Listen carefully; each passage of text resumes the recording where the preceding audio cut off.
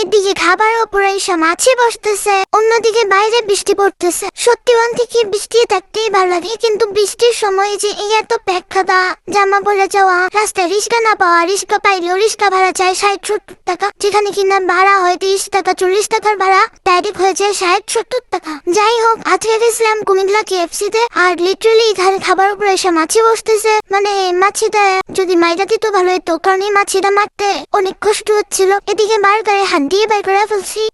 বার্গারটা ভালোই ছিল, আমার কাছে তো পেপসিটা বেশি ভালো লাগছে। ওই যে একটা পিচ্ছি দেখা যাচ্ছে, কি সুন্দর লাইট দেখো। আর আমি আরেকটা জিনিস বুঝি না, মুভিতে সবসময় দেখায় যে বৃষ্টির সময় হচ্ছে সবচেয়ে বেশি রোমান্টিক, সবচেয়ে বেশি বিউটিফুল, কিন্তু বাসা থেকে বাইরে হলে বোঝা যায় যে আসলে বিউটিফুল কিনা। মানে লিটারালি আমার কাছে তো বৃষ্টি খালি দেখতেই ভালো লাগে, কিন্তু বৃষ্টির সময় যখন কাজে বের হতে হয় অথবা কোনো দরকারে বের হতে হয়, তখন বৃষ্টি হলে আমার কাছে একদমই ভালো লাগে না, কারণ তখন আমার পুরো ড্রেস সব বইরা যায়, পিক তুললে সেটাও তোমার সুন্দর আসবে না। আর রিস্কা ভাড়ার কথা তো বাদই দিলাম, বৃষ্টি শুধু কাপড়দের জন্যই সুন্দর, যেটা আমার মতামত আর কি।